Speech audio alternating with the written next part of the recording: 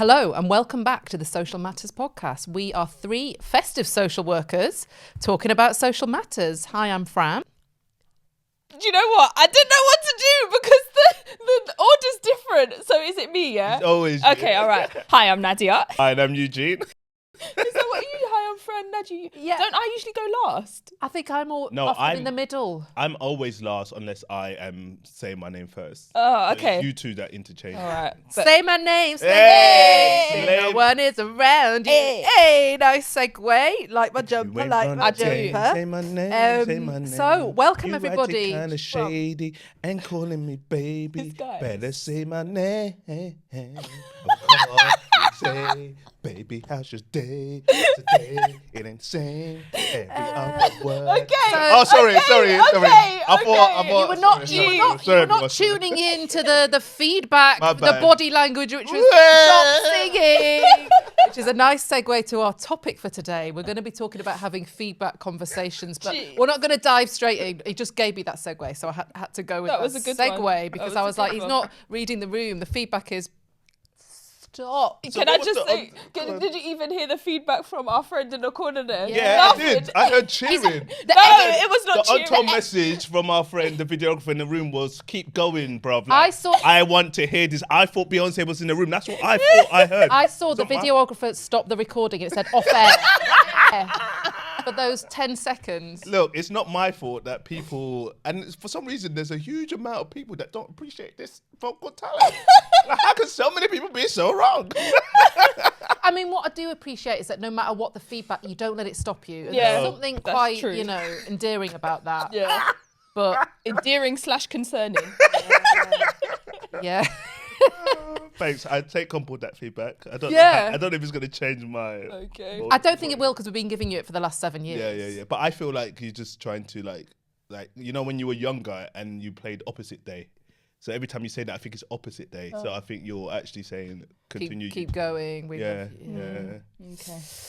Anywho. So today is our festive edition. We're all like donning our Christmas jumpers. So I've already introduced mine. Homage to say my name, slay my name. Is that really bad when you have to spell out the joke? But some people might not know it. Do you know what I mean? No, I Nah, 'cause I sung it. So talk me through your jumpers. I'm really liking your sort of role. Like it feels very like fireside. Yeah, it is very cozy. So cozy to the fact that I'm actually quite hot and sweaty at the moment. But but I don't have a big story. I just picked it up in a shop last year. It's nice. It's a nice jumper. I like it. Could you talk us through yours because there was a yeah. comedy moment this morning. Yeah, so I'm actually. What are you laughing for? It's just funny. And so I wanted a new Christmas jumper. I think I had one and I wore it last year. So I was like, oh, let me get a Christmas jumper. And then I found this that says, what does it say? I can't remember. Merry Christmas, you filthy animal. Merry Christmas, you filthy animal. And I thought, oh yeah, I love that. That's from one of my favourite Christmas films, Die Hard. So then I was like, oh yeah, I've got a Die Hard jumper. And then I come in this morning, I was like, oh hey, I was late obviously. I was like, oh hey Naz, hey Fran, and we were like, oh we all got our Christmas jumpers out. Unzipped my coat. These two read out what it says on my jumper, and I was like, oh, have you guys seen Die Hard Christmas movie? They were like, that's Home Alone. I was like, no, it's not. And then they're like, I was like, oh man, I hate that film. Oh, I love it. I don't hate it. So excited. You're I like, know. Die Hard. And we were like, what? Are we Die Hard Home Alone fans? Yeah, like, yeah. what are you? But you know what? I got it mixed up with the Yippee-Ki-Yay line for some weird reason. I don't know why. And like Home Alone is all right, but I don't love it so much. I'm gonna wear a jumper for it. But Here we are. Here we are Yeah, filthy animals. representing.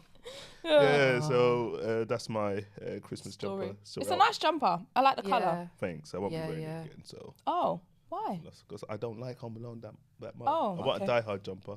Oh, okay. What are you going to do with that jumper? Right? I don't know. I just give it to Charlie. Okay. No, I probably will wear it. Correct again. answer. Correct answer. So, festive edition. So today we're going to be having a conversation about feedback conversations. And it's always helpful to start like what you think of. So when I say kind of having a feedback conversation, maybe to kick us off, what comes to mind when you think about a feedback conversation? Do you know what? When you first said, "Oh, I'm going to have a feedback conversation," something that just came to mind was like just being at work and having a conversation with like my manager of it, and it being quite formal and quite worrying. Like I don't have the idea of, oh yay, feedback conversations. Oh no, what have I done wrong? Basically, that's the first thing that comes to mind. Let's have a feedback conversation. I was just like, oh, and it's not as if to say that I've had loads of conversations where the feedback that I've received has not been positive or not been kind of, helpful. So I wonder why that was my original reaction. I don't know. Interesting. If you were to then like broaden out maybe what we're going to be thinking and talking about today, how else might you kind of describe or define? Yeah, so I think feedback conversations, conversely as well, doesn't have to be super formal and doesn't have to be kind of super kind of, worrying or serious. It can be done well, and not well, but it can be done in a way where it's not painful or concerning. So I think, in ways that we've kind of just illustrated that was earlier. Painful. Was that painful? But I suppose, different ways of just letting people know the impact that they're having, or maybe something that you've noticed, and maybe something that you think another person should know. Because I think often sometimes, and I think you've spoken about this as well, Fran, and we've spoken about how important it is to let people know when they've done something well or done something nice, or you appreciate something about them, or you admire them. Like, don't admire quietly, like let them know that, because you never know how that might, lift someone, or, how they might take that, or what that might do for them. So, I think that, there are feedback conversations that don't have to be like, bah. I know what you mean, because sometimes you think it's synonymous with, constructive or, the language of negative feedback, but actually giving feedback to someone that they look super fly today, which we do all the time. I saw a guy the other day, he was wearing this really like dapper suit, and I was like, excuse me, you don't mind me saying, and it was a TFL suit, and he's like, you've got to be proud where you work, and he was wearing, and he had a turtleneck, and he looked super fly. So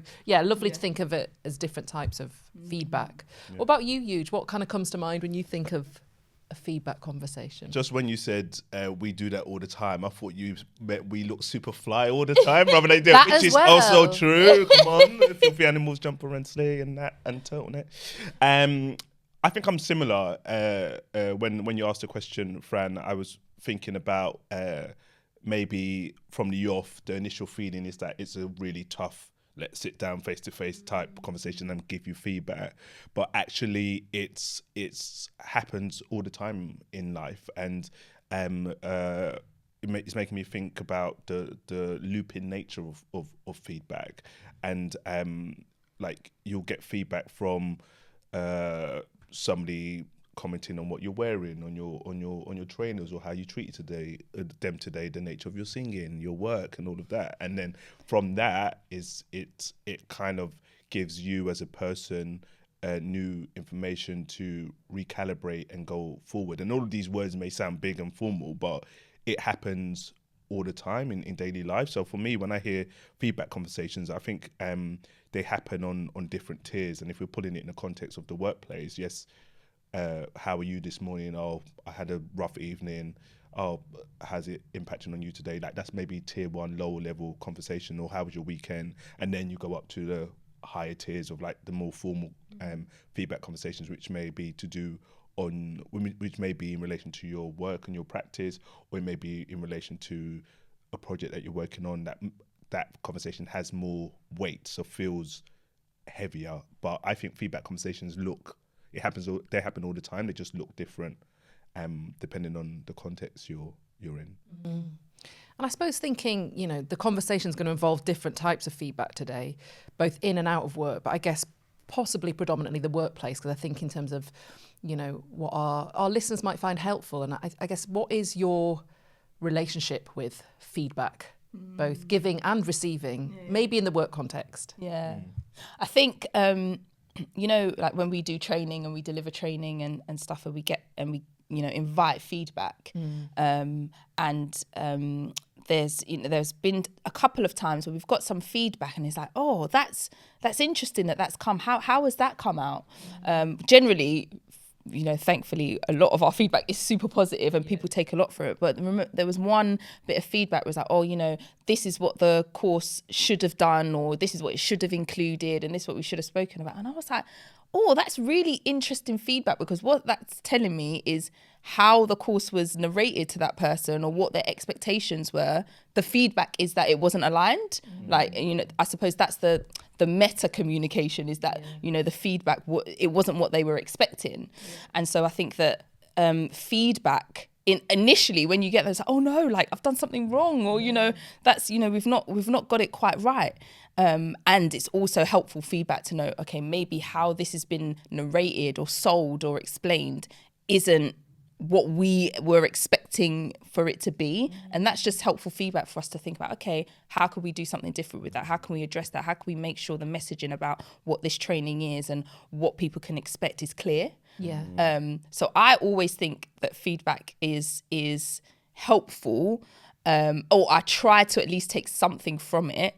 But equally, I think I'm not so good at, I suppose, just being like, they don't know what they're talking about and just dismissing it. Do you know what I mean? Like, Me and you are similar on we that. Are similar. Sorry to jump in. No, you're so... Because to use us three as an example, I think when we do get feedback, and again, it kind of links with our maybe earlier episode on imposter syndrome or those things, and maybe a gendered thing, because me and you, and it's not uncommon for the human condition to, that classic, like there's 100 really great comments and one that you're like, oh no. Yeah. But you can speak to it usually, but you're better at kind of going, I'm all right with that. And we get there, we do, and certainly as a team, but I do think I have to go through a process because I will dwell on that one piece. But I think part of the reason why I think I've said it to you two before, but I always used to say when I was training students is look at the data. So I become very logical, and then for me, if there are 98 comments that are saying this was great and there are 3 comments that saying it could have been better, I wasn't always like this. This is how I've kind of changed in my 20s and 30s. Is that actually what is it that's drawing me to these 3 comments, and why are these going to be shaped the way that I move going forward? And also, I don't believe in perfection. I don't believe that you're going to deliver something no matter how good you are and every single person is going to be like, that was brilliant. So I expect the kind of constructive feedback. But also it was making me think about, and before you asked that question, Fran, I was listening to you, Naz, it was making me think about society and ideas around how change happens and how we improve. And my basic hypothesis is that a lot of people's ideas around how you change and how you improve is to find out what's not going well, find out the negatives and work hard on them. And I think that means that we're drawn to constructive and negative feedback and trying to focus on working hard on them. Whereas I hold on to that as just a part of how you improve and how change happens. But my philosophy is actually look at the strengths and continue to work and build on those, because you're already good at it. So let me do more and more of this. Which links to the kind of systemic phrase, doesn't it, of like nobody changes under a negative connotation. And I think it's a helpful reminder to kind of try to focus on the strengths. So we've spoken a little bit about kind of receiving feedback, and it sounds like you've gone on a bit of a journey, Huge, to get to that space where you're able to sort of be like, I'll file that under nonsense, as you taught me so well. But like, what other advice would you give to people when like feedback is being given? Any kind of nuggets of kind of tips or information that you've had over the years in a helpful way potentially to approach receiving feedback? I think it depends on who is giving the feedback and the relationship, because there's some people, or that are really close to me, or that mean a lot, and if they are saying something, I'm more likely to give that more weight and more kind of time than somebody else. Or again, in terms of like, if we're thinking about workplace, like certain relationships that I have in the workplace, I might be more kind of wanting to hold on or think more about that feedback rather than somebody else who maybe doesn't really know me or who I don't really work with, maybe. But equally, it's not to say that I'm not super kind of dismissive of feedback. I think if somebody is giving it, then there's something in it. There's something that I could take and something that I could kind of do.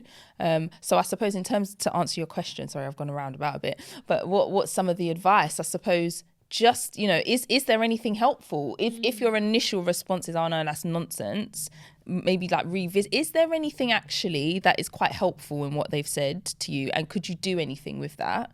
And if so, you spoke about loops, then getting back into a conversation with them. So it's not just that, they've given you feedback, it stays with you, you do something with it. You kind of go back to them and so that there is a feedback loop. There is a bit of a kind of circularity and a conversation in what's happening. So yeah, I think the advice, I suppose, would be just to kind of wonder whether there's anything helpful in what's been said and shared, and if there's anything that can be done with it. Yeah, I really like that, because I think sometimes in receiving feedback that one might not agree with, it's very easy to dismiss completely and file it under nonsense. But actually, like, is there space to go, that curiosity and kind of thinking, is there something different? Because I guess, to use the example you gave at the beginning of kind of maybe somebody expecting something different from a course, again, we could think, okay, is there a way we could have communicated, something differently? So I think there's always something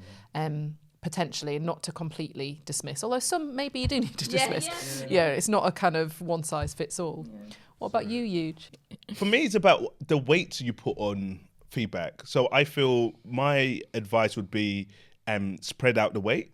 So I think sometimes, like I alluded to before, is that more weight is placed on this constructive feedback that X is saying, or the feedback that my line manager is saying, or the people I'm accountable is saying. But when you're walking in your workplace or whatever, and somebody's saying, oh, you did that really well, just a peer or someone, or somebody you're working for, you're providing service for, saying, I really appreciate you. We don't place as much weight on that kind of feedback of like what we're doing well, but we place weight on the rare feedback that comes that's constructive. So for me, it's about spreading out the weight and really taking aboard and recognizing the positive feedback people give you, because that tells more about who you are or the service you're delivering than, for me, the constructive feedback. I agree with what you're both saying around there will be something in that constructive feedback and engaging in those feedback loops to understand more.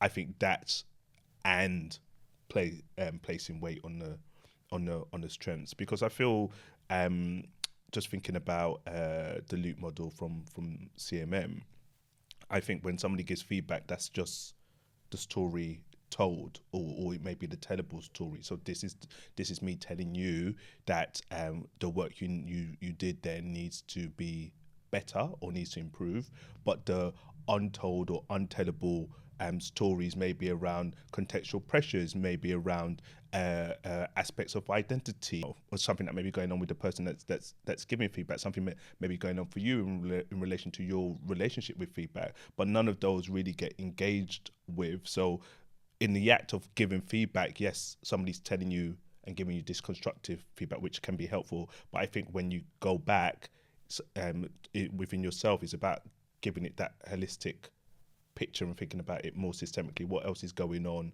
for me or this person when this feedback is being provided? Yeah, definitely. So trying to have that balanced view, and I think also that systemic idea that it's not like a single truth, it's like one perspective. And I think it's helpful, as you said, to kind of take that on board, but not see it as like the only kind of perspective or truth, but have that almost like curiosity when we receive feedback. Just you just said loop model and CMM, and just for those who aren't kind of familiar with that, it's like a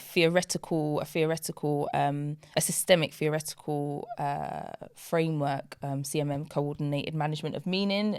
It helps us to think about how do we coordinate the meaning that we're giving, and certain words, certain things, certain narratives, certain stories, and the loop model is the kind of capturing of the different types of stories that there are. So the loop stands for different types of stories. So L, lived stories, on all the U's. There's 4 U's: untold, unheard, unknown, untellable stories, and then told stories and tellable stories. So and it just helps us kind of think about what are the narratives, what are the stories that are out there, because it isn't just the one. So what's the untold story that might be influencing what's happening in this scenario? What's the told story, and how does that compare? What's the lived story?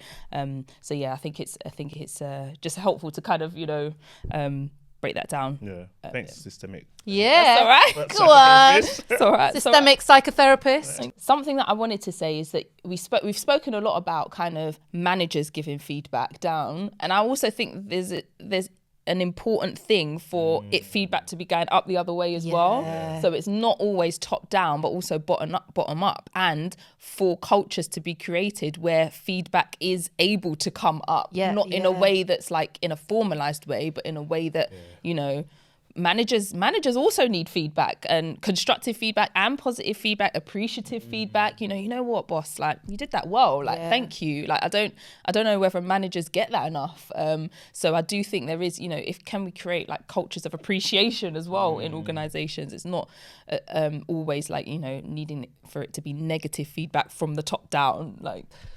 Definitely. And I think, as you said, it's creating that culture of feedback so that it's kind of expected, and it doesn't then just have this formal connotation of like, oh, I want to have a feedback conversation. If you're in a team where it kind of goes up, down, left, right, and everything in between, then that creates that expectation where feedback's just the norm, and it doesn't feel like, oh, I now have to have this feedback conversation.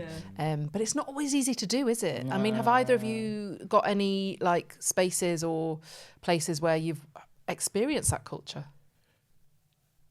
I think we've got quite a good culture with us at Social Matters. I think we're quite good at that. But then again, I suppose it's the hierarchy. There's something about hierarchy, isn't it?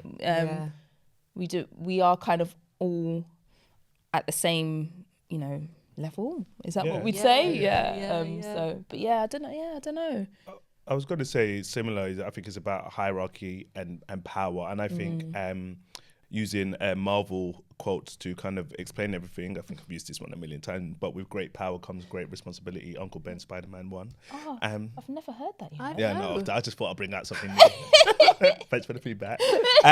But it's that idea that if you're in a position of power, I think you have responsibility of almost starting or setting the culture, because you can't be a person who has hierarchical power and then say, okay, now we're in an organization or we're in a team or we have a relationship where feedback is 360, because the untold story in that relationship is that power exists. And if you say, and the person who is hierarchically lower will generally feel a little bit more trepidation about telling their senior or giving their senior constructive feedback. So if the culture is set by those in power, for example, every supervision we're going to have a 360 feedback where you have to come prepared with feedback on how I've been as a manager with you in the past month, and I'll do the same with you.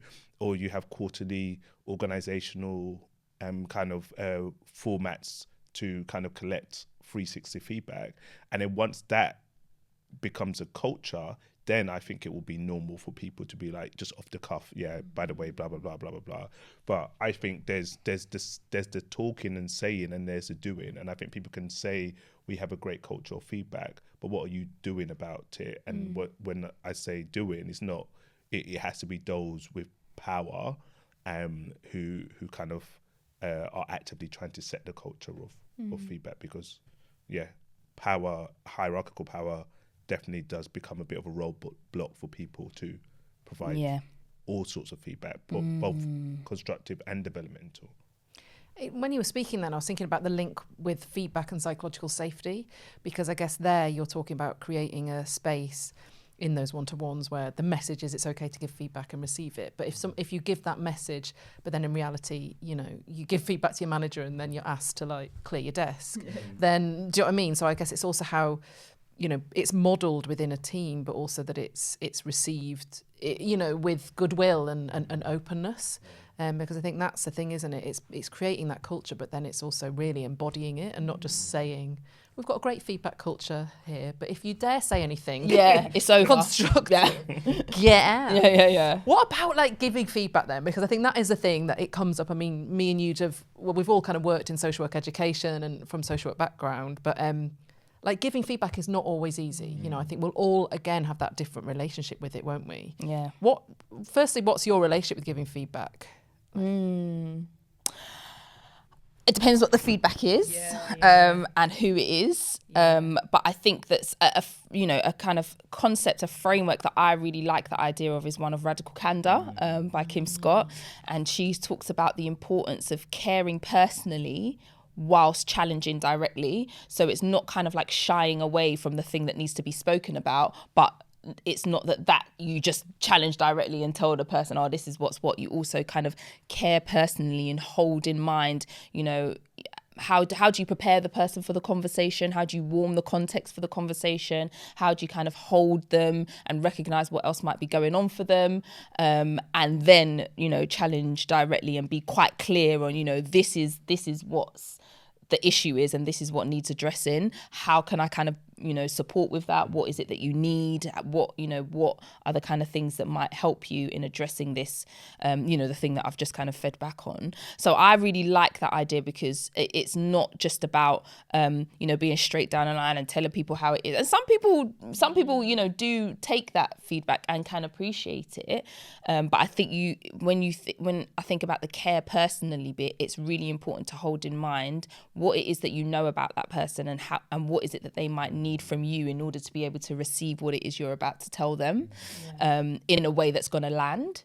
So I like that idea of caring personally while challenging directly is that radical candor, that kind of helpful framework for me. I love that framework, and we have actually had Kim on the podcast. Eugene will, with his specialist subject mastermind, tell us which episode and season. Season 2, episode 14. Woo! Yes, you. Well, it may be wrong. People may be looking at now. Say it with chest. That's what you always say. Say it with chest. But I really like that framework, and it's really helped me think about those two important things of kind of caring personally and challenging directly, because I think that one of the other kind of quadrants of that.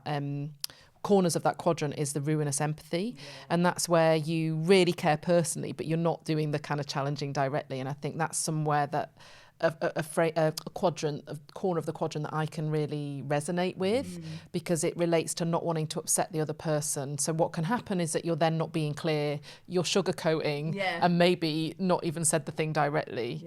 And yes, maybe your relationship is intact, but you haven't kind of given them the feedback.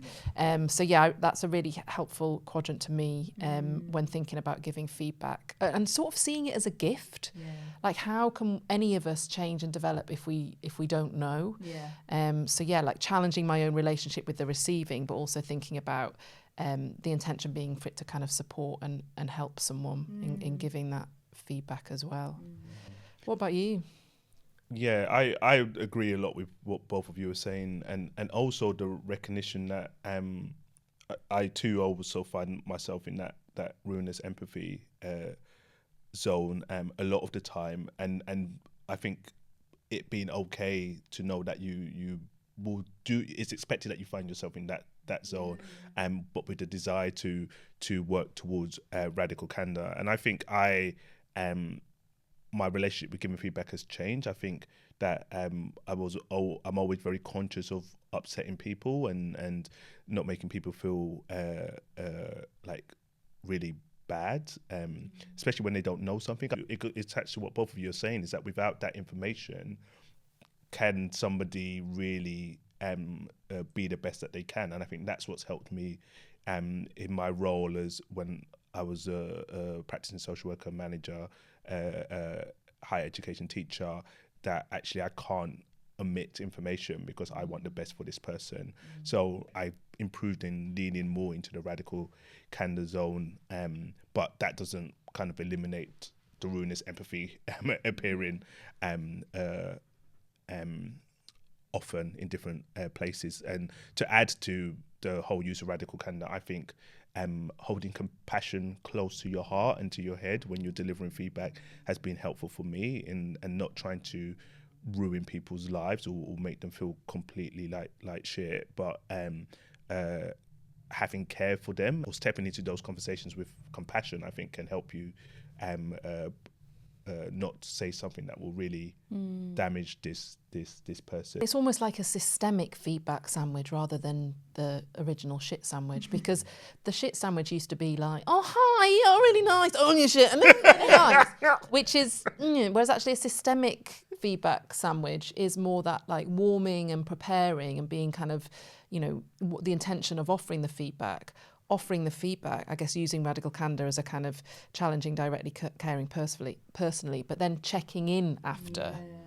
And I think that's a kind of helpful sandwich to think about, like, and how was that? What are your thoughts on that? Because then it's shared as well. Yeah. It's not that power over you, like, I've got this feedback for you, full stop. I don't care about your thought on it. So doing it in, as you said, Eugene, a compassionate and collaborative way. Relational way. Yeah. Super relational. Yeah, rather than just, because also if we think of that idea of it not being kind of one single truth, that's your kind of, offering, but hearing from that other person as well is so important. So thanks, team. Merry Christmas. Lovely conversation. Merry Christmas. Shall we started off holding hands at the beginning, so I feel it fitting to go full feedback circle. But the only reason we didn't do it is because our videographer started laughing at us.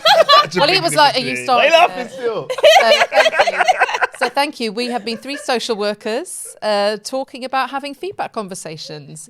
You can follow us on Instagram at Matters Podcast, and also on YouTube, the Social Matters Podcast. At what point is this awkward? It's never awkward. Enjoy. Bye-bye now. Bye.